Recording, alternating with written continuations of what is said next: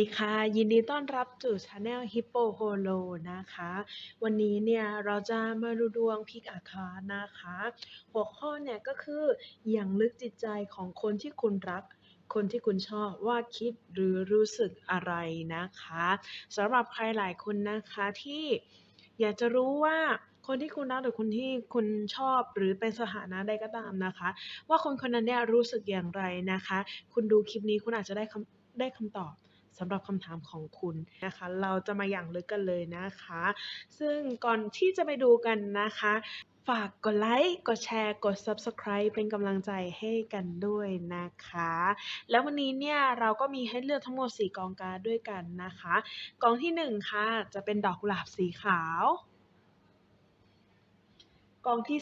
2ดอกกุหลาบสีแดงค่ะกองที่3ดอกกุหลาบสีเขียวกองที่4ดอกกุหลาบสีชมพูค่ะให้ทุกคนนะคะเลือกกองการ์ดที่คุณรู้สึกดึงดูดคุณมากที่สุดนะคะหรือเลือกสีของดอกกุหลาบที่คุณชื่นชอบก็ได้นะคะให้คุณทำสมาธิแล้วก็เลือกนะคะหรือถ้าเกิดตอนนี้เนี่ยคุณกำลังยุ่งๆอยู่นะคะขอให้คุณแบบอยู่ในช่วงที่คุณรู้สึกว่าคุณมีสมาธินะคะเพื่อคำตอบสิ่งนี้เนี่ยจะได้ตรงนะคะกับตัวคุณมากที่สุดเนาะและคลิปนี้นะคะเป็นการอ่านไพ่แบบ general reading ไม่ได้เจาะจงดวงของบุคคลใดบุคคลหนึ่งโปรดใช้วิจารณญาณในการรับชมรับฟังกันด้วยนะคะหากทุกคุณนะคะเลือกได้แล้วเราไปเริ่มฟังคำทำนายกันเลยดีกว่าค่ะกองที่1นะคะดอกกุหลาบสีขาวเราก็จะมาดูกันนะคะว่าคนคนนั้นเนี่ยอย่างลึกเข้าไปในจิตใจของคนที่คุณรักแล้วก็คนที่ชอบหรือนะคะคนที่คุณชอบว่าคิดหรือรู้สึกอะไรอยู่นะคะอันดับแรกเลยเนี่ยแม่หมอฮิปขอดูนิสัยใจคอเขาก่อนเนาะหรือการแสดงออกของเขานะคะที่อยู่กับคุณนะคะหรือนิสัยที่ยืนของเขาเนี่ยเป็นยังไงนะคะเราก็จะมาดูนิสัยเขาก่อนเนาะว่าเป็นยังไงคนคนนั้นนะคะขอให้คุณเนี่ยนึกถึงหน้าคนคนนั้นด้วยนะคะนึกถึงหน้าคนคนนั้นที่คุณรักคุณชอบอยู่เนาะเพื่อที่จะให้ไพ่นะคะออกมาแม่นยำมากยิ่งขึ้นนะคะนิสัยของคนคนนั้นนะคะไม่บอกฮิปขออนุญาตหยิบ5ใบเนาะมาดูกันดีกว่า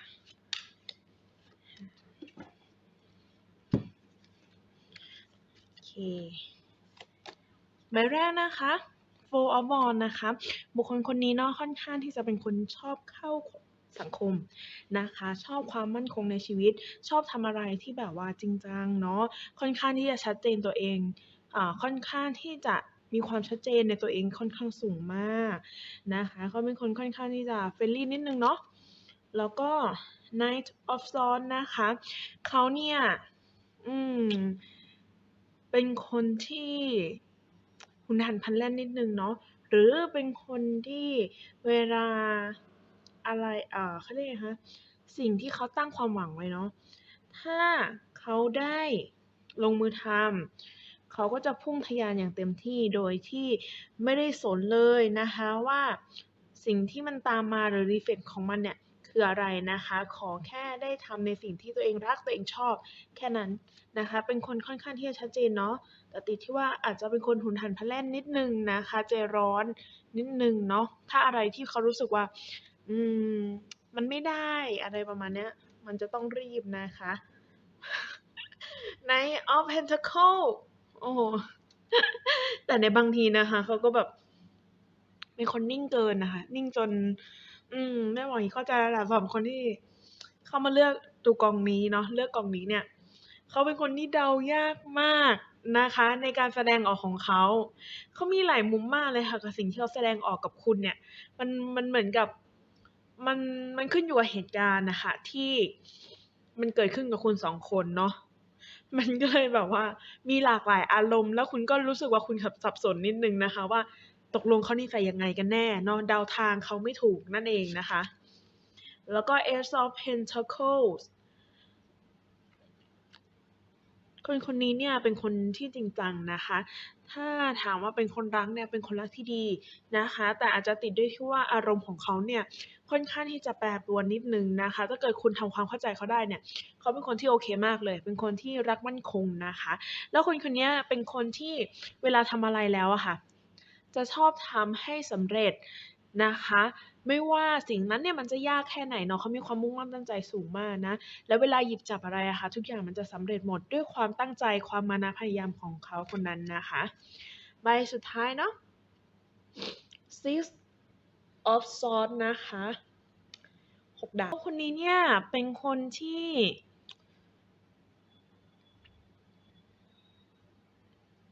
น่ากลัวอยู่อย่างหนึ่งนะคะน่ากลัวตรงที่ว่าถ้าเขารู้สึกว่าสิ่งใดที่เขารู้สึกว่ามันไม่จำเป็นในชีวิตเขานะคะในทุกๆเรื่องเนาะคนคนนี้เนี่ยเขาก็อาจจะรู้สึกแบบมีกำแพงนิดนึงอะค่ะถ้าเกิดยังไม่ได้เริ่มต้นความสัมพันธ์อาจจะแค่เพิ่งรู้จักกันนะคะเขาอาจจะมีกำแพงใส่คุณบ้างเนาะถ้าคุณมีความมุ่งมั่นอยากที่จะทำความรู้จักกับเขาจริงๆเนี่ยนะคะขอให้คุณมีความพยายามเนาะแล้วก็ขอให้คุณเนี่ยมองเขานะคะด้วยเหตุและผลเนาะแต่ถ้าเกิดอะไรในบางกรณีนะคะถ้าอะไรที่คุณรู้สึกว่ามันเกินพอดีอะค่ะเนาะคุณจะต้องรู้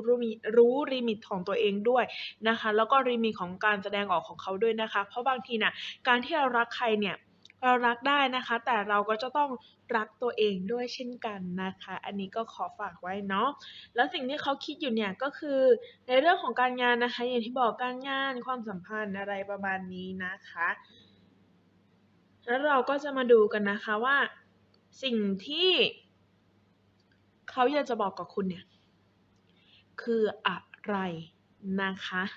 เราก็จะมาดูจากการที่คุณเลือกไว้ตั้งแต่ต้นเนาะว่าเขาเนี่ยอยากจะบอกอะไรกับคุณนะคะหรือณตอนนี้เขากำลังจะคิดอะไรอยู่เนาะซึ่งเราจะดูจากการ์ด Flowery Language นะคะกับการ์ดคำพูดนะคะซึ่งจะเป็นสองเขาเรียกนะคะสองสำรับเนาะอันนี้คือเป็นการที่แม่หมอฮิมนะคะทำขึ้นมาเนาะเป็นการข้อความนะคะเราก็ดูจากการ the flowering language ก่อนนะคะก็คือภาษาดอกไม้นั่นเองเนาะที่ถ้าแปลเป็นไทยนะคะใบแรกนะคะดอกระฆังนะคะเขาบอกว่าฉันได้รับข้อความของคุณแล้วเขาก็ไม่ได้ปฏิเสธคุณนะคะเนี่ยเขาก็รู้แหละว่าคุณชอบเขาเนาะเขาบอกว่าเขาได้รับข้อความของคุณหรือคุณเขียนข้อความหาเขาอะเขาก็ได้รับแล้วก็ได้อ่านเนาะบางทีมันอาจจะไม่ได้ขึ้นว่าอ่านก็ได้นะคะอาจจะต้องดูดีๆเนาะเลยจะต้องมาดูแบบอย่างลึกจิตใจเขานิดนึงนะคะโอเคแล้วก็ดอกเมโดแซฟอนนะคะความสุขของฉันได้ผ่านไปแล้วอย่างที่บอกเนาะเขาอาจจะเพิ่งเลิกกับแฟนมาหรือเปล่านะคะจบความสัมพันธ์เก่าๆมานะคะมีความเศร้าเสียใจอยู่ดอกคาร์เนชั่นสีแดงสำหรับหัวใจที่แห้งเหี่ยวเพิ่งจบความสัมพันธ์ที่เลวร้ายแย่ๆมานะคะ ดอก Lily of the Valley นะคะความสุขที่หวนคืนมาเขาก็สนใจคุณไม่น้อยนะคะแต่บางทีคุณอาจจะไม่รู้เนาะด้วยความที่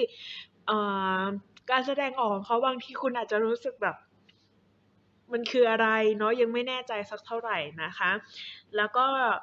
ดอกแพนซี่นะคะรำพึงรำพันถึงความรักเนาะความรักที่ผ่านมาในชีวิตเขามันอาจจะไม่ได้สวยหรูเท่าไหร่นะคะแล้วเราก็มาดูการ์ดข้อความนะคะอีกสำรับหนึ่งเนาะว่าเขาต้องการจะบอกอะไรนะคะบางครั้งเห็นไหมคะบางครั้งฉันพยายามที่จะซ่อนความรู้สึกของตัวเองเอาไว้ชัดเจนมาก สิ่งที่เขาต้องการจะบอกนะคะแล้วก็ถึงแม้ว่าเราจะทะเลาะกันบ่อยฉันก็ยังอยากมีเธอในชีวิตอยู่ดีนะคะบางคนอาจจะเป็นเพื่อนสนิทกันก็ได้นะคะเป็นเพื่อนในกลุ่มเดียวกันเนาะอาจจะรู้จักกันเป็นหรืออาจจะเป็นแบบคู่กัดกันก็ได้เนาะแต่อาจจะเป็นคู่กัดแล้วก็เปลี่ยนเป็นความรักกันก็ได้นะคะความเงียบคือการกรีดร้องที่ทรงพลังที่สุด การเงียบมันไม่ได้แปลว่าเขาเนี่ยจะไม่รู้สึกอะไรนะคะบางทีการที่เราเห็นเขาหัวเราะนะคะการที่เห็นเขานิ่งๆเฉยๆมันอาจจะไม่ได้แปลว่าเขารู้สึกอย่างนั้นจริงๆนะคะเพราะบางทีคนก็ต้องการที่จะปกปิดความเจ็บปวดนั้นไว้เนาะทุกครั้งที่ฉันเห็นคุณฉันหยุดยิ้มไม่ได้จริงๆนะคะ ใบสุดท้ายไม่จำเป็นต้องได้ครอบครองสิ่งที่เรารักก็ทำให้ฉันมีความสุขได้นะคะอันนี้ก็คือข้อความนะคะหรือจิตใจเบื้องลึกนะคะจิตใจของเขาคนนั้นที่คุณรักหรือคนที่คุณชอบหรือสถานะใดๆนะคะก็จบคำทำนายนะคะสำหรับคนที่เลือกกองที่1หรือดอกกุหลาบสีขาวนะคะขอบคุณนะคะสำหรับการรับชมรับฟังนะคะโปรดติดตามคลิปต่อๆไปของ Channel Hippo Holo ด้วยนะคะบ๊ายบายค่ะกองที่2นะคะดอกกุหลาบสีแดง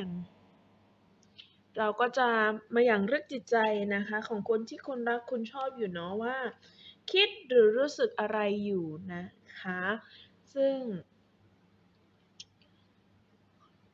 หัวข้อนี้นะคะดูได้สำหรับทุกสถานะเลยนะคะ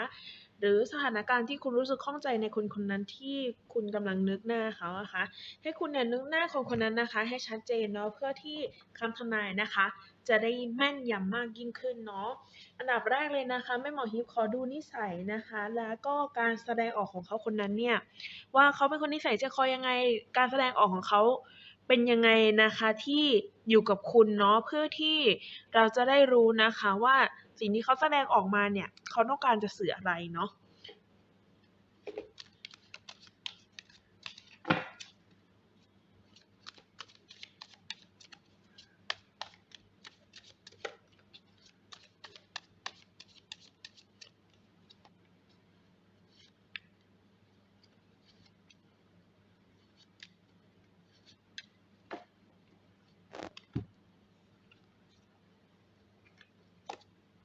มาดูกันนะคะ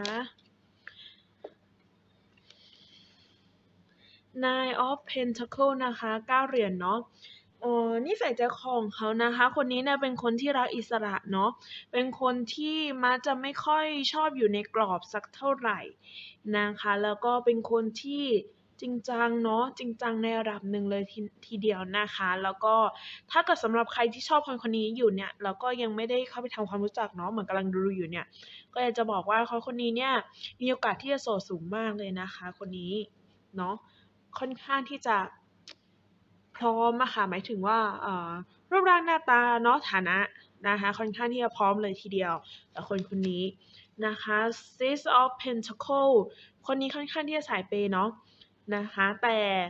เขาเนี่ยจะเป็นคนที่อาจจะเปย์ด้วยเหตุและผลนะคะเปย์ในสิ่งที่มันจำเป็นแล้วเขารู้สึกว่ามันควรค่าแก่การให้อะค่ะ Three of Cups นะคะก็คือ3ถ้วยเนาะคนนี้เนี่ยค่อนข้างที่จะสังสรรค์เก่งนิดหนึ่งนะคะเป็นคนที่ชอบปาร์ตีก็ได้เนาะชอบสังสรรค์ชอบพบปะผู้คนชอบเข้าสังคมนะคะค่อนข้างที่จะเป็นคนที่ในมองอีกมุมหนึ่งเนี่ยเขาอาจจะเป็นคนที่ดุจะถูก็ได้นะคะชอบทำความรู้จักกับคนนะคะชอบมีนิสัย talent นิดหนึ่งเนาะคนเนี้ยเวลาที่เขาแสดงออกนะคะค่อนข้างที่จะนิสัย talent นะคะเป็นคนที่เหมือนติดเพื่อนติดฝูงก็ได้นะคะเป็นคนชอบเที่ยวชอบปาร์ตี้ก็ได้เนาะFour of Pentacle แต่นะคะไอสิ่งที่เขาแสดงออกนี่เนี่ยมันค่อนข้างที่จะตรงข้ามกับเบื้องลึกของเขามากเลยนะคนนี้เนี่ยอย่างที่บอกเนาะว่าเขาเป็นคนสายเปย์ก็จริงแต่ต้องด้วยเหตุและผลนะคะพวกเขาก็เป็นคนที่รู้จักเก็บเหมือนกันนะคะอะไรที่เขารู้สึกว่ามันไม่ควรการจ่ายมันดูไม่คุ้มค่าประมาณนั้นน่ะเขาจะไม่เลยทีเดียวแล้วก็คนนี้น่ะเป็นคนขี้หึงขี้หวงมากถ้าคุณจะจริงจังกับเขาหรือฐานะความสัมพันธ์ที่มันจะเพิ่มมากขึ้นเนี่ยก็ต้องดูด้วยนะคะเพราะว่าเขาเนี่ยเป็นคนขี้หึงขี้หวงมากคนนี้น่ากลัวเลยทีเดียวเนาะก็ลองพิจารณาดูแล้วกันนะคะแล้วก็ Seven of Pentacles นะคะคนนี้เนี่ยไอ้สิ่งที่เขาแสดงออกเนี่ยมันดูเหมือนเขาอะไม่ได้คิดอะไรไม่ได้แบบ ไม่ได้รู้สึกอะไร แต่คนนี้เนี่ยเก็บแบบเขาเรียกนะคะเหมือนเก็บข้อมูลเก่งมากนะคะถ้าเกิดเขาสนใจใครเนี่ยเขาอาจจะทำเหมือนเล่นๆไม่มีอะไรประมาณเนี้ยแต่จริงๆแล้วเขากำลังดูผู้คนรอบข้างอยู่หรือ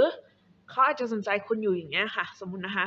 อันนี้ไม่รู้นะว่าความสัมพันธ์คุณเนี่ยมากน้อยแค่ไหนหรือถ้าเกิดคนที่เป็นแฟนกันเนี่ยคนเนี้ยดูเหมือนจะไม่ได้คิดอะไรไม่ได้คิดเยอะแต่เขาเก็บข้อมูลทุกอย่างแต่อาจจะไม่ได้พูดออกไปนะคะคนนี้เนี่ยเป็นคนเก็บข้อมูลเก่งมากแต่ไม่พูดไม่แพร่งพรายความรู้สึกนึกคิดของตัวเองสักเท่าไหร่จะทำเป็นเหมือนแบบเฮฮาปาจิงโกะนะคะเฮฮาปาร์ตี้ไปเรื่อยโดยแบบอาจจะพูดไม่คิดอะไรประมาณนี้ค่ะแต่เขาคำพูดของเขาเนี่ยมันคือการเก็บข้อมูลชั้นดีเลยนะคะเป็นการถามเพื่อดู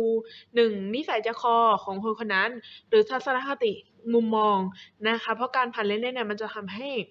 ตัวคุณนะคะหรือคนอื่นๆเนี่ยไม่ได้ตั้งตัวและอาจจะคิดว่าเขาอาจจะแค่ถามเล่นๆเนี่ยค่ะมันเป็นการที่ถามเชิงจิตวิทยาก็ได้เนาะถามเพื่อให้รู้ข้อมูลความเป็นตัวตนของคนคนนั้นได้ดีที่สุดการ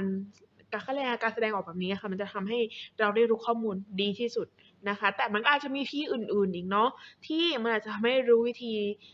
รู้นิสัยใจคอคนนะคะอาจจะแตกต่างกันออกไปนะแต่คนเนี้ยเป็นแบบนี้นะคะเราก็จะมาดูว่าสิ่งที่เขาคิดหรือรู้สึกณตอนนี้หรือในสถานการณ์ที่คุณรู้สึกคุณข้องใจอะค่ะกับคนคนนั้นที่คุณนึกถึงอยู่เนี่ยเรามาดูกันนะคะว่าเขาคิดแล้วก็รู้สึกอะไรอยู่นะคะ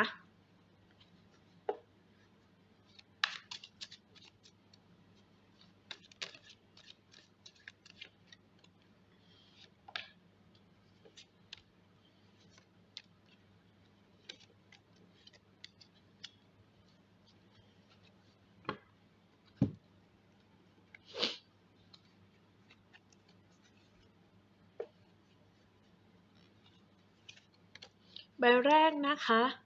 The Fool อืมขออนุญาตเปิดให้หมดก่อนเนาะ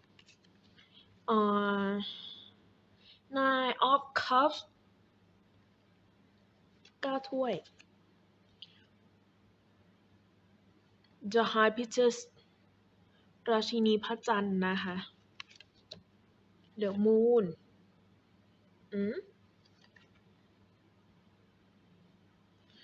8 ถ้วยนะคะสำหรับคนที่เลือกกองที่2เนาะหรือดอกกุหลาบสีแดงนะคะแม่หมอฮิปเนี่ยขออนุญาตแบ่งเป็น2ช้อยเนาะช้อยแรกนะคะเป็นความสัมพันธ์ที่ยังไม่เริ่มต้นขึ้นณตอนนี้นะคะเขาเนี่ยยังอยากที่จะทำตามความฝันของตัวเองนะคะและเขาเนี่ยก็ยังไม่ได้ที่จะโฟกัสในเรื่องของความรักเท่าไหร่นะคะต้องบอกตรงๆเลยนะคะแต่ก็ไม่ใช่ว่าไม่ได้พิจารณาเลยนะคะคนคนนี้เนี่ยน่าจะเพิ่งจบความสัมพันธ์มานะคะแล้วเขาเนี่ยก็ทำตามความฝันเขาอยู่ในสิ่งที่เขาปรารถนาหรือตั้งความหวังไว้นะคะแต่เขาก็พิจารณาคนที่จะเข้ามาในชีวิตเขาด้วยเหมือนกันนะคะแล้วคนนี้เนี่ย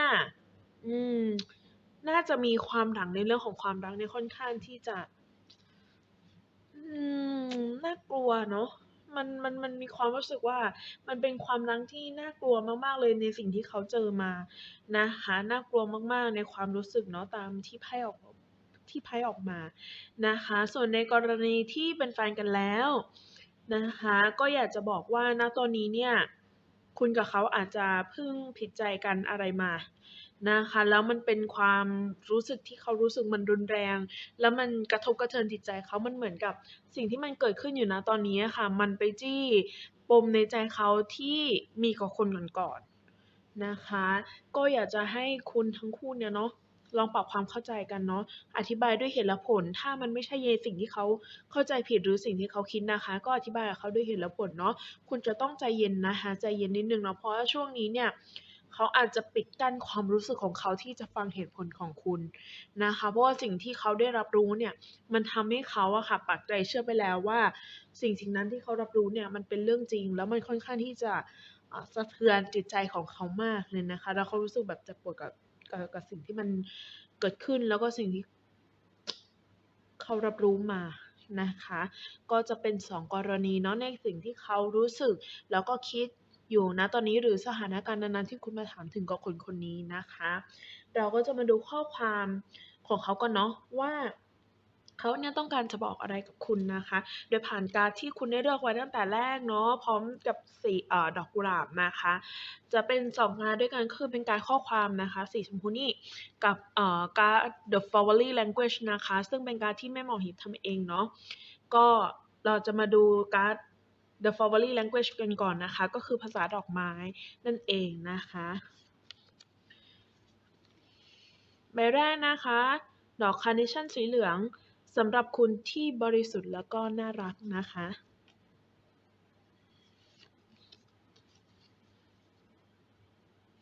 ดอกพุธซ้อนรักข้างเดียวนะคะในความรักที่เขาเจอมาเนาะอาจจะเป็นการรักข้างเดียวหรือณตอนนี้เนี่ยเขาอาจจะรู้สึกแค่ว่าเขาสนใจคุณฝ่ายเดียวหรือเปล่าเอ่ยเพราะเราก็ไม่รู้ว่าสิ่งที่เขาเห็นแล้วก็รู้สึกในสิ่งที่คุณแสดงออกเนี่ยเขาอาจจะมองว่าเขาชอบคุณแค่ฝ่ายเดียวเนาะนะคะดอกสายน้ำผึ้งนะคะฉันรักและภักดีต่อคุณ คนนี้เป็นคนที่มีความมั่นคงในความรักค่อนข้างสูงนะคะ แต่เมื่อมีความมั่นคงมากเวลาเจ็บก็เจ็บมากเหมือนกันนะคะเนาะดอกลิลลี่สีขาวนะคะ ฉันรักคุณด้วยความบริสุทธิ์ใจและไม่ได้หวังสิ่งใดตอบแทนนะคะ แล้วก็ใบสุดท้ายดอกลาเวนเดอร์ความทรงจำอันงดงามนะคะอย่างที่บอกเนาะอาจจะมีใน2กรณีนะคะก็คือคนที่เพิ่งรู้จักกันเนาะหรืออีกกรณีหนึ่งเนี่ยก็เพิ่งจะมีเรื่องทะเลาะกันนะคะเข้าใจผิดกันเนาะอาจจะเป็นสิ่งที่เขาตัดพ้อกับคุณก็ได้นะคะแล้วก็ข้อความอีกข้อความหนึ่งเนาะ มาดูสิ่งที่เขาอยากจะบอกคุณนะคะ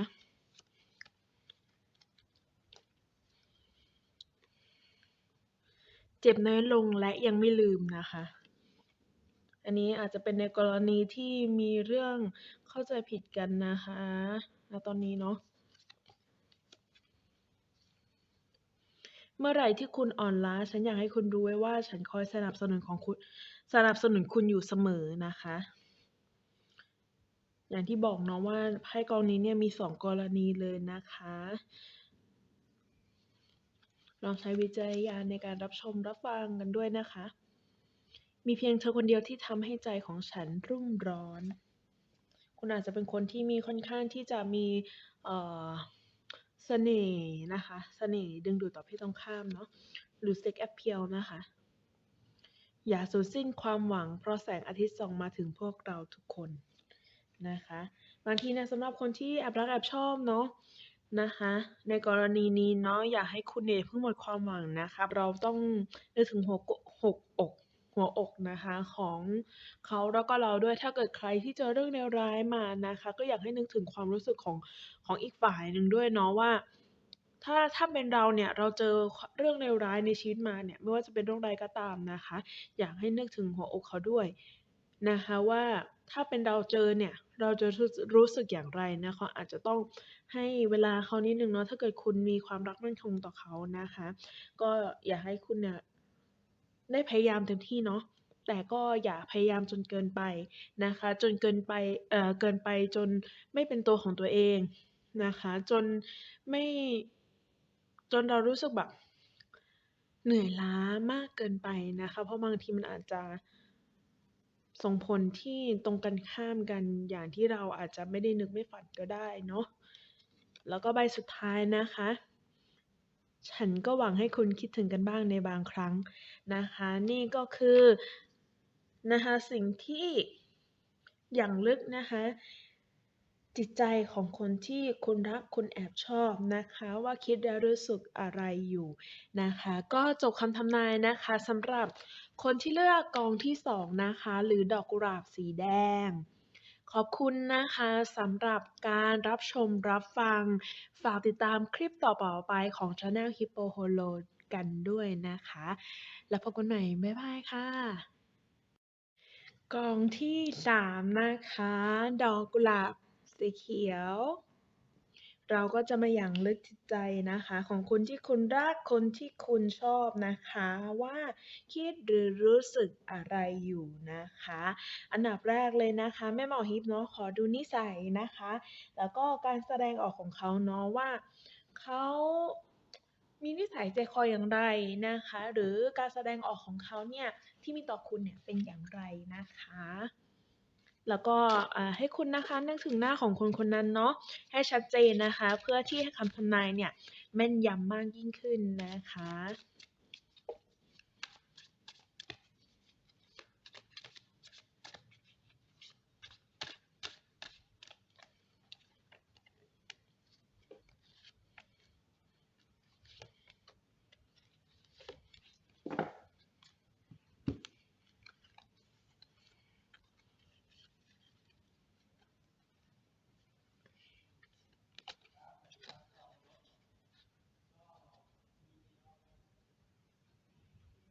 ใบแรกนะคะ King of Swords นะคะ คนนี้เนี่ยค่อนข้างที่จะซีเรียสมากเลยนะคะในชีวิตเนาะหรือการการทำความมุ่งมั่นของเขาเนี่ยค่อนข้างที่จะซีเรียสมากเนาะจนคนรอบข้างอะค่ะรู้สึกว่ามันดูอึดอัดเนาะมันดูน่าเครียดนะคะ มันดูแบบมันน่าอึดอัดนะคะในบางสถานการณ์เนาะหรือคุณรู้สึกว่าการแสดงของเขาเนี่ยมันทำให้คุณรู้สึกอึดอัดก็ได้นะคะ แล้วก็ The Emperor นะคะ คนคนนี้เนี่ยเป็นคนที่ไม่ค่อยแสดงออกสักเท่าไหร่นะคะ บางทีแบบเขาค่อนข้างที่จะมีความยึดมั่นถือมั่นในตนเองเนี่ยค่อนข้างที่จะสูงนะคะ หรืออาจจะเรียกแบบอีโก้เนาะเป็นคนมีอีโก้เลยทีเดียวนะคะคนนี้ หรือบางทีเนี่ยเขาอาจจะเป็นคนที่มีความคิดความอ่านเนี่ยเป็นผู้ใหญ่ค่อนข้างสูงมาก หรือถ้าเกิดอายุยังไม่ได้มากเนี่ยก็อาจจะเป็นคนที่มีความคิดความอ่านนะคะเกินอายุนะคะTen of Cups นะคะแต่คนนี้เนี่ยเมื่อไหร่ก็ตามนะคะที่อยู่กับคนในครอบครัวนะคะหรืออะไรที่รู้สึกว่ามันเป็น private ของเขามากๆเนี่ยเป็นส่วนตัวของเขามากๆนะคะเขาจะค่อนข้างที่จะอบอุ่นเลยทีเดียวเป็นคนเอาใจใส่กับครอบครัวมากๆเลยนะคะ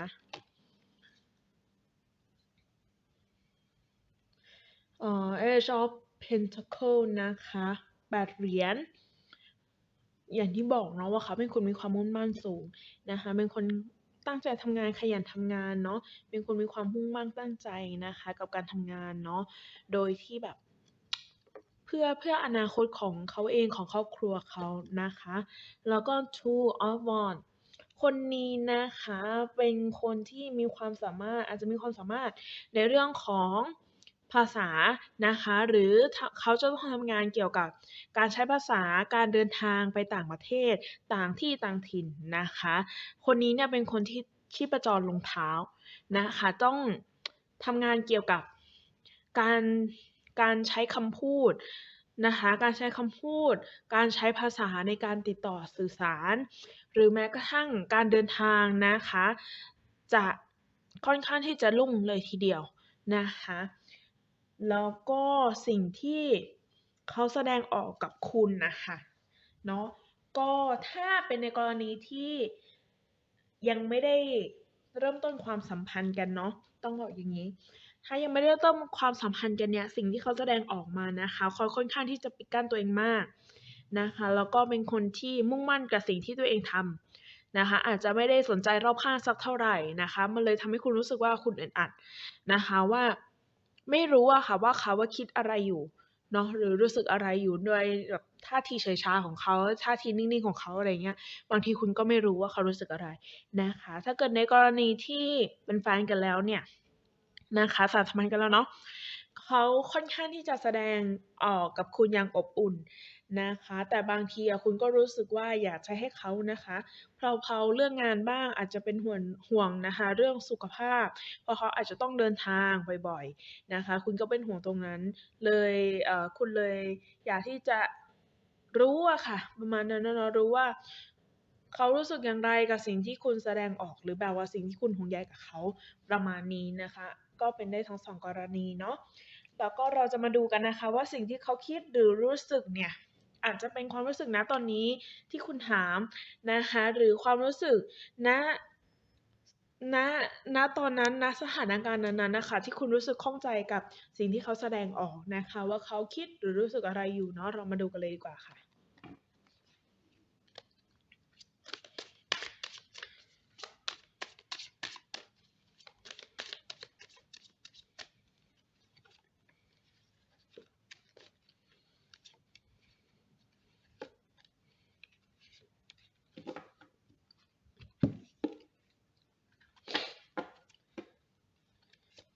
ใบแรกนะคะ Six of Swords 6 ดาบนะคะ Seven of Cups อือฮึ The Tower โอ้ Four of Wands นะคะแล้วก็ใบสุดท้ายเนาะ The Hermit อืมเอาความรู้สึกโดยรวมณตอนนี้กันก่อนเนาะความรู้สึกของเขาเนี่ยเขาค่อนข้างที่จะมีอารมณ์หลากหลายเลยทีเดียวล่ะค่ะเพราะว่าในชีวิตเขาเนี่ยมันมีการเปลี่ยนแปลงครั้งยิ่งใหญ่เกิดขึ้นนะคะเป็นการเปลี่ยนแปลงที่มีทั้งสุขแล้วก็เศร้านะคะมันเลยทำให้เขาเนี่ยการแสดงออกของเขาเนี่ยมันเลยอาจเปลี่ยนไปหรือเฉยชามากเกินกว่าที่คุณรู้สึกได้นะคะ อาจจะมีการสูญเสียบางอย่างเกิดขึ้นกับตัวเขา แล้วก็มีเรื่องน่ายินดีนะคะกับชีวิตของเขาด้วยเช่นกันนะคะ ถ้าเกิดเป็นสถานะเนาะที่ยังไม่ได้สานสัมพันธ์กันนะคะ ต้องบอกอย่างนี้เนาะว่าณตอนนี้เนี่ยเขากำลังโฟกัสในชีวิตเขาอยู่นะคะแล้วคนนี้เนี่ยอาจจะมีตัวเลือกมากมายเนาะ เข้ามาทั้งที่แบบจริงจังแหละ แล้วก็บางครั้งก็อาจจะไม่ได้จริงจังกับเขานะคะ เพราะบางทีสิ่งที่เขาแสดงออกว่าไม่ได้สนใจนะคะหรืออาจจะแบบหงุดหงิดบ้างในสิ่งที่คนเข้ามาเนี่ยมันเหมือนเป็นการโพรเทกต์ตัวเองอะค่ะเป็นเหมือนกำแพงเนาะกำแพงที่สร้างไว้เพื่อป้องกันหัวใจแล้วก็ความรู้สึกของตัวเขาเองนะคะเนาะ แล้วก็เขาเนี่ยก็ยังอยากที่จะอยู่กับความคิดความรู้สึกหรือสิ่งที่เขาต้องการที่จะทำอยู่อะค่ะว่าอย่างที่บอกเนาะว่ามันมีทั้งเรื่องยินดีนะคะแล้วก็เรื่องที่การสูญเสียเกิดขึ้นนะคะถ้าในเรื่องของการยินดีเนี่ยคนคนนี้นะคะอาจจะพิจารณา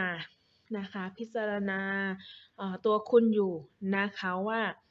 ประมาณว่าคุณเป็นคนนิสัยใจคออย่างไรนะคะเป็นคนแบบไหนจริงจังกับเขาหรือเปล่านะคะเพราะบางทีเขาอาจจะพิจารณาคุณเนาะจากการสังเกตนะคะโดยบางทีเนี่ยคุณอาจจะไม่รู้ตัวหรอกว่าเขากำลังสังเกตคุณอยู่เพราะด้วยท่าทีที่เฉยชาของเขานะคะสำหรับคนที่มีเอ่อสานสัมพันธ์กันแล้วเนาะตกลงปลงใจเป็นแฟนกันแล้วนะคะเขาเนี่ยก็อย่างที่บอกนะคะว่ามันมีการสูญเสียในชีวิตเขาเกิดขึ้น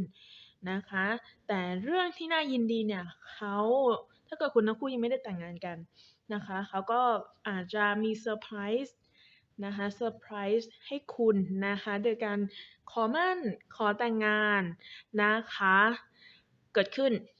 นะคะอันนี้ก็เป็นเรื่องที่น่ายินดีเนาะซึ่งบางทีเนี่ยคุณอาจจะไม่ได้นึกฝันนะคะว่าสิ่งเนี้ยจะเกิดขึ้นกับคุณเพราะด้วยสิ่งที่คนรอบข้างหรือบุคคลโดยทั่วไปเนี่ยค่อนข้างที่จะสนใจเขาเยอะมากบางทีคุณก็มีความรู้สึกลังเลเนาะลังเลว่าเฮ้ยเขานี่จะแบบวอกแวกไปกับใครหรือเปล่านะคะแต่คนนี้เนี่ยเป็นคนที่แสดงออกชัดเจนในระดับหนึ่งเลยทีเดียวนะคะแล้วก็มีความมั่นคงทางความรู้สึกเนี่ยในเรื่องของความรักเนี่ยสูงมากนะคะแต่บางทีในสิ่งที่เขาแสดงออกมันอาจจะแสดงแค่1/10เท่านั้นเองนะคะและณตอนนี้เนี่ยเขาก็เหนื่อยกับงานแหละนะคะสำหรับคนที่แต่งงานแล้วเนาะเขาก็เหนื่อยกับการงานของเขาและเขาต้องการที่จะพยุงครอบครัวค่ะบางทีมันอาจจะมีเอ่อเหตุการณ์บางอย่างเกิดขึ้นในครอบครัวของคุณเนาะ เขาต้องการที่จะพยุงนะคะพยุงแล้วก็นำพาครอบครัวเนี่ยสิ่งที่สบายนะคะให้กับครอบครัวนะคะเพื่อไม่ให้ครอบครัวลำบากนั่นเองเนาะแล้วก็สิ่งสำคัญเลยนะคะสำหรับทุกๆสถานะเนาะไม่ว่าจะเป็นสถานะใดก็ตามนะคะมีความสัมพันธ์ใดๆก็ตามเนี่ยการให้กำลังใจเป็นสิ่งที่สำคัญนะคะแล้วก็เป็นสิ่งที่แสดงออกให้เห็นนะคะไม่ใช่แค่คำพูดเนาะแต่มันต้องมีความรู้สึกเนี่ยนะคะลงไปด้วยในคำพูดนั้นหรืออาจจะเป็นในการกระทำก็ได้นะคะคนเราเนี่ยสามารถรับรู้ได้นะคะจากความความรู้สึกนึกคิดที่เราแสดงออกไปหรือพูดออกไปนะคะคนเราสามารถสัมผัสได้นะคะอยากให้คุณเนี่ยให้กำลังใจเขาอาจจะให้กำลังใจห่างๆหรือถ้าใดคนใดที่พูดคุยกันแล้วเนาะก็ให้กำลังใจเนาะให้กำลังใจที่ไม่ใช่แค่คำพูดอะค่ะเนาะมันเป็นความรู้สึกความปรารถนาดีจริงๆนะคะและสิ่งๆเนี้ยจะเป็นสิ่งที่จะทำให้เกิดสิ่งดีๆร่วมกันนั่นเองนะคะ แล้วเราก็จะมาดูข้อความนะคะที่เขาเนี่ยต้องการจะบอกคุณกันบ้างนะคะ โดยผ่านการ์ดนะคะที่คุณได้เลือกตั้งแต่ต้นเนาะนะคะจะเป็นการ์ด2สำหรับนี้นะคะที่คุณได้เลือกไว้แล้วนะคะอันนี้จะเป็นการ์ดข้อความนะคะสีชมพูนี่เป็นการ์ดข้อความส่วนนี้จะเป็นการ์ด The Flowery Language นะคะหรือภาษาดอกไม้นั่นเองนะคะเราก็จะมาดูการ์ดภาษาดอกไม้กันก่อนเนาะว่าเขาต้องการจะบอกอะไรกับคุณนะคะ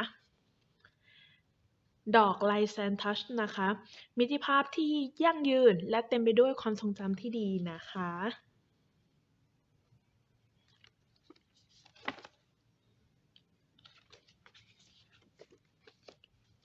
ใบที่2นะคะดอกรองเท้านาลีคุณชนะใจฉันแล้วสวมกอดฉันสินะคะโอ้อันนี้ก็อาจจะมีเซอร์ไพรส์นะคะสำหรับคนที่ทำความรู้จักกันมาในระยะหนึ่งนะคะดอก Daffodil นะคะการเริ่มต้นใหม่นะคะอาจจะมีข่าวดีเร็วๆนี้นะคะก็ขอแสดงความยินดีล่วงหน้าด้วยนะคะแล้วก็กุหลาบสีน้ำเงินนะคะรักแรกพบและความลึกลับนะคะดอกก้านพูฉันรักคุณมาตลอดแต่คุณไม่เคยรักฉันนะคะอาจจะแสดงออกไม่เก่งกันทั้งคู่นะคะสองคนนี้นะคะอาจจะเป็นคำพูดแบบความรู้สึกน้อยใจของเขาก็ได้เนาะข้อความสุดท้ายเนี่ยแล้วเราก็จะมาดูการข้อความอีกสำรับหนึ่งนะคะว่าเขาต้องการจะบอกอะไรกับคุณเนาะถึงที่สุดแล้วชีวิตก็ต้องเดินต่อไปนะคะเขาอาจจะกำลังนะคะมุ่งมั่นกับสิ่งที่เขาทำอยู่เนาะหรืออาจจะเป็นในเรื่องความสัมพันธ์อะไรต่างๆนะคะการที่เราได้เห็นคนที่รักนะคะมีความสุขแค่นี้เราก็มีความสุขแล้วเขาเป็นคนค่อนข้างที่จะอาจจะแสดงออก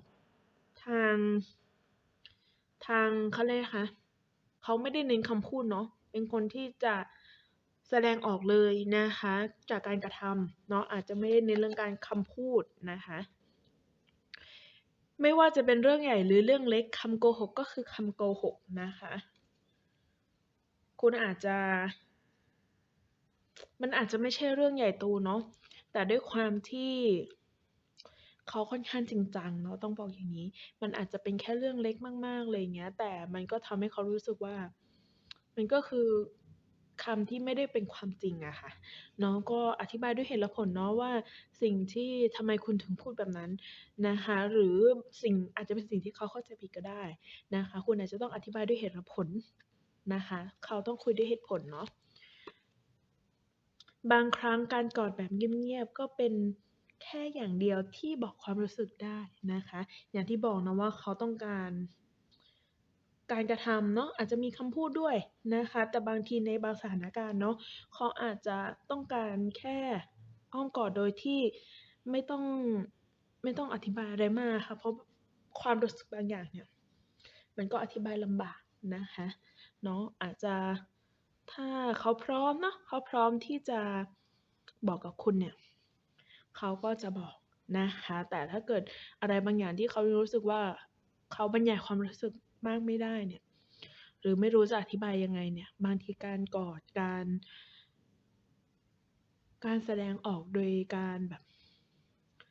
การสัมผัสจะเป็นสิ่งที่ดีที่สุดนะคะเป็นการปลอบโยนเขาได้ดีที่สุดเนาะใบสุดท้ายนะคะเมื่อคุณรู้สึกโดดเดี่ยวฉันจะอยู่ตรงนี้ข้างๆคุณเสมอนะคะก็จบคำทำนายนะคะสำหรับคนที่เลือกกองที่3นะคะหรือดอกกุหลาบสีเขียวนะคะก็ขอขอบคุณนะคะสำหรับการรับชมรับฟังนะคะฝากติดตามคลิปต่อๆไปของ Channel Hippo Holo ด้วยนะคะวันนี้ไปก่อนนะคะบ๊ายบายค่ะกองที่4นะคะดอกกุหลาบสีชมพูเราก็จะมายังลึกจิตใจของเขาคนนั้นนะคะที่คุณรักหรือคุณชอบก็ได้เนาะหรือทุกๆสถานะนะคะว่าคิดหรือรู้สึกอะไรอยู่นะคะอันดับแรกเลยเนาะแม่หมอฮิมนะคะขอดูนิสัยใจคอของคนคนนี้นะคะหรือการแสดงออกของเขาเนี่ยที่มีต่อคุณนะคะเป็นอย่างไรกันนะคะขอให้คุณนะคะนึกถึงหน้าของคนคนนั้นเนี่ยให้ชัดเจนเนาะเพื่อความแม่นยำของคำทำนายมากยิ่งขึ้นนะคะหรือนึกหน้าตั้งแต่ตอนที่เลือกครั้งแรกก็ได้เลยนะคะเนาะ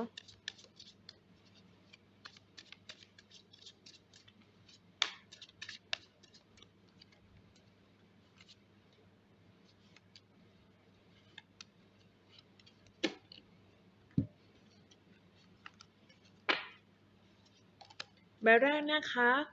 Page of Pentacle เนาะคนคนนี้นะคะเป็นคนที่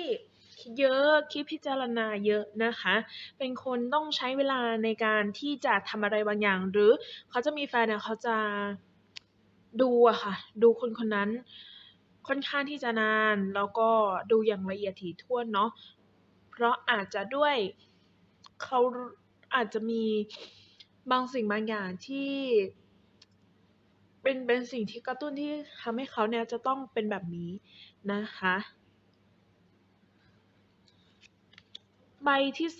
2 Four of Pentacle นะคะ4เหรียญเนาะคนคนนี้เนี่ยค่อนข้างที่จะเป็นคนปิดกั้นตัวเองค่อนข้างมากนะคะเป็นคนขี้หึงขี้หวงเป็นคนที่ไม่ค่อย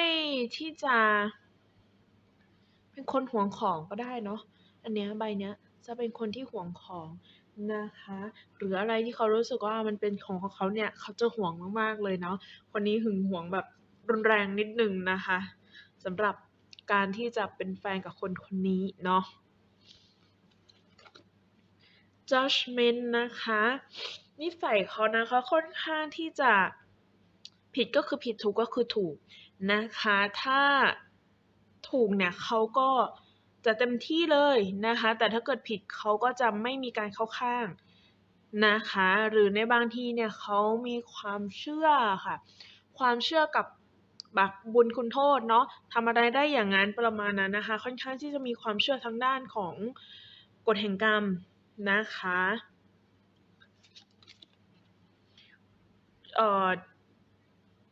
The Hangman นะคะ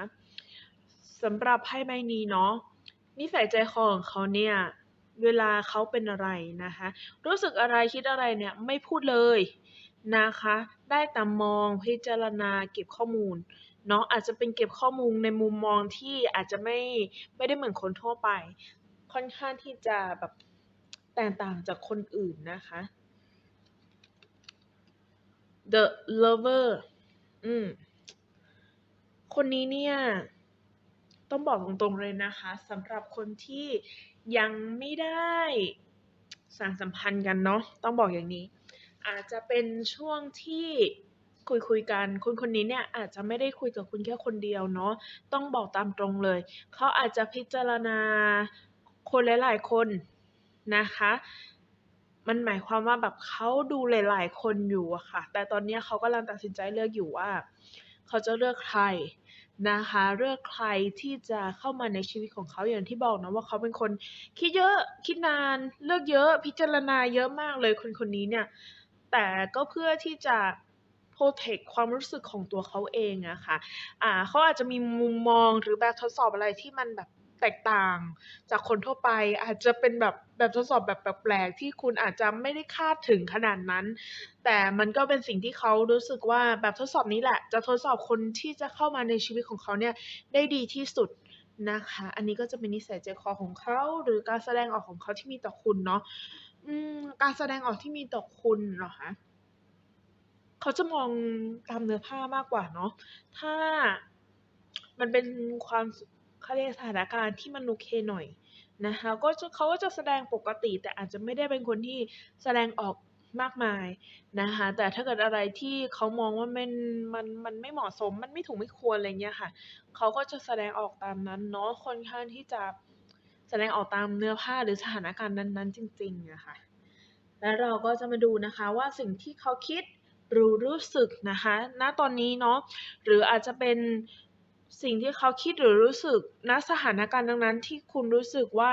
คุณมีข้อสงสัยเกี่ยวกับเขาคนนั้นนะคะเราก็จะมาดูกันเลย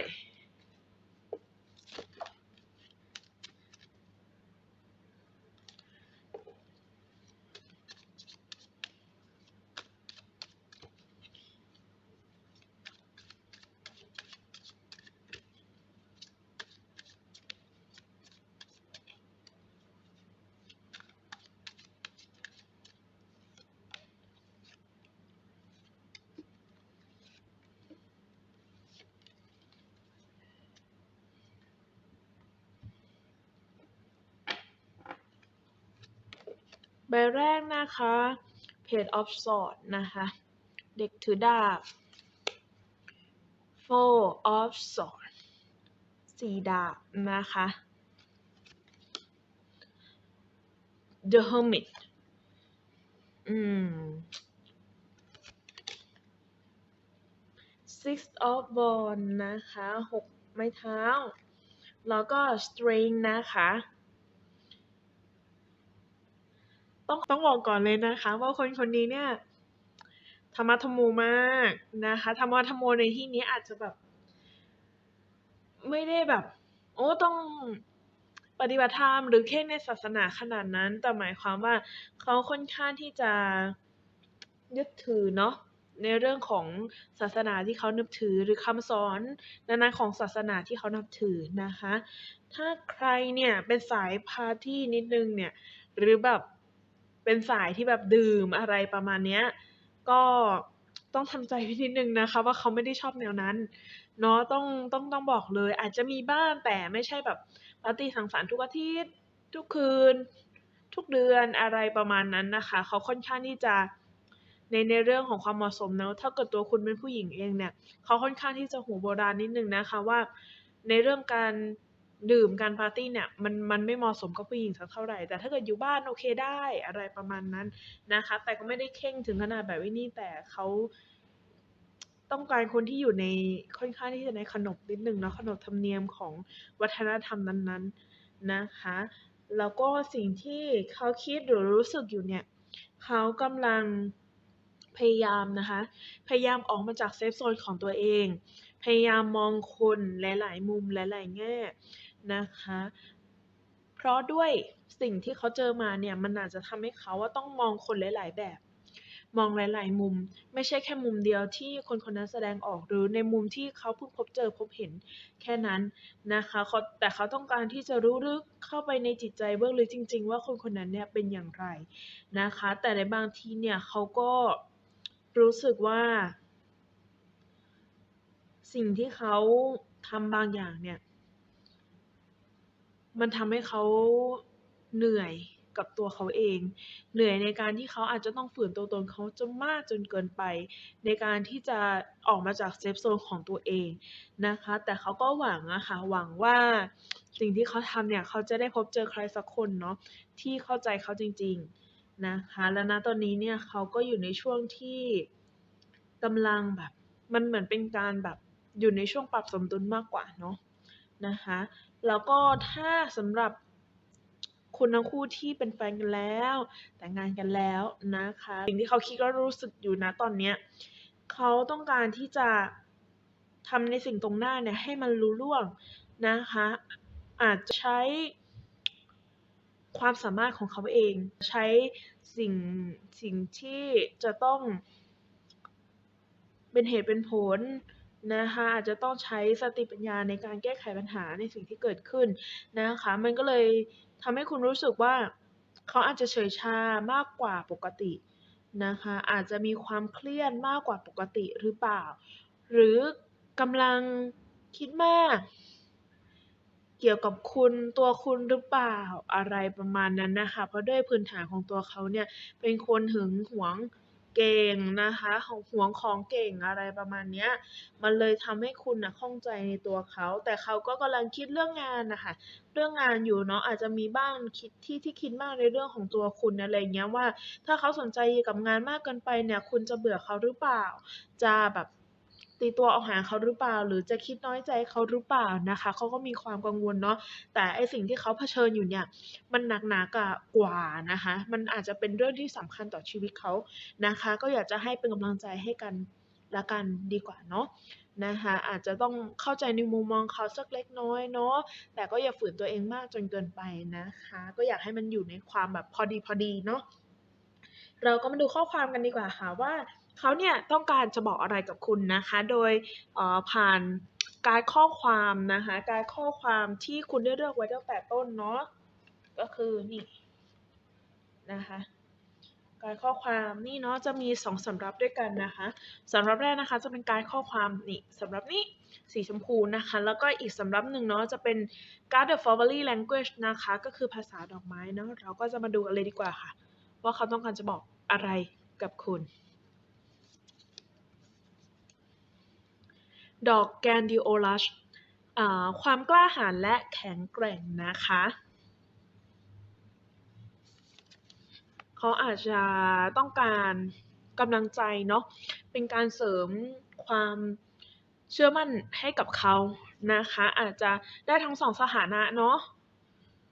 ดอกซ่อนกลิ่นนะคะหากฉันรู้สักนิดว่าคุณรักฉันอันนี้ก็อาจจะเป็นสำหรับคนที่กำลังดูกันอยู่นะคะบางทีคุณอาจจะไม่ได้แสดงออกหรือการแสดงออกของคุณเนี่ยอาจจะเข้าไม่ถึงความรู้สึกที่เขาจะรับรู้ได้อะค่ะ ดอกดาหลาการรอคอยความรักนะคะถ้าเกิดคนที่เลือกกองนี้เนี่ยเขาคนนั้นนะคะ80%เลยเนี่ยโสดนะคะโสดแน่นอนดอกกุหลาบแดงสดนะคะสำหรับคุณที่สวยที่สุดของผมใครได้ยินข้อความนี้เขินทีเดียวเลยนะคะดอกพวงแสนนะคะการผูกมัดและความผูกพันนะคะก็อาจจะต้องระวังนิดนึงเนาะเพราะว่าคนนี้เนี่ยพื้นฐานเนี่ยขี้หึงขี้หวงการผูกมัดและการผูกพันไว้เนี่ยการผูกมัดผูกพันการพันธนาการเนี่ยเป็นอะไรที่น่ากลัวมากเลยนะคะสำหรับเขาคนนี้นะคะเราก็จะมาดูการข้อความอีกสำรับหนึ่งเนาะกับหัว ใบแรกนะคะบางครั้งความทรงจำที่มีความสุขก็เป็นสิ่งที่เจ็บปวดที่สุดนะคะอาจจะนึกถึงความทรงจำเก่าๆหรือมีอะไรไปสะกิดความทรงจำของเขาให้มันเหมือนหวนกลับคืนมาให้เขานึกถึงอะค่ะฉันรู้ว่าฉันไม่ใช่คนที่ดีที่สุดแต่ฉันก็กำลังพยายามทำให้ดีที่สุดนะคะ คนคนนี้เป็นคนที่น่ารักเลยนะคะ เป็นคนที่พยายามที่จะปรับปรุงตัวเองเนาะนะคะ ปรับปรุงให้ตัวเองเป็นคนดีที่สุดสำหรับคุณทั้งคู่นะคะ ฉันไม่อยากเศร้าตายหรอกนะ โอ้โหอันนึงนะคะเขาบอกเขาไม่ได้อยากเศร้าตายอาจจะหมายถึงว่าไอความแบบสำหรับคนที่แบบเพิ่งรู้จักกันหรือแบบยังไม่ได้เป็นแฟนกันเนี่ยเขาอาจจะรู้สึกว่าคุณมองว่าเขาแบบยึดติดกับความสัมพันธ์เก่าๆความทรงจำเก่าๆมากจนเกินไปหรือเปล่าอะไรอย่างเงี้ยค่ะเขาก็บอกคุณว่าเขาก็ไม่ได้ยึดติดขนาดนั้นแต่มันมีบางสิ่งบางอย่างเนี่ยที่มันสะกิดความรู้สึกของเขาเนาะทำให้นึกถึงความหลังที่เจ็บปวดแต่เขาก็ไม่ได้อยากที่จะเสียใจเศร้าเสียใจจนตายจนแบบจนแบบเศร้าตายหรอกอะไรประมาณนี้อะค่ะ โอ๊ยแป๊บนึงนะคะ ตลกกับคนคนนี้มาก โอเค อ่าโปรดบอกฉันถ้าคุณไม่รู้สึกอะไรนะคะ อาจจะเป็นการแอบรักแอบชอบก็ได้เนาะอาจจะไม่ได้รู้ความรู้สึกของอีกฝ่ายสักเท่าไหร่อะค่ะเนาะคุณทำให้ฉันมีรอยยิ้มนะคะ อันนี้ก็คือข้อความนะคะของเขาที่ต้องการจะบอกกับคุณเนาะนะคะก็จบคำทำนายนะคะสำหรับคนที่เลือกกองที่4หรือดอกกุหลาบสีชมพูนะคะขอขอบคุณนะคะสำหรับการรับชมรับฟังฝากติดตามคลิปต่อๆไปของ Channel Hippo Holo ด้วยนะคะวันนี้ไปก่อนนะคะบ๊ายบายค่ะ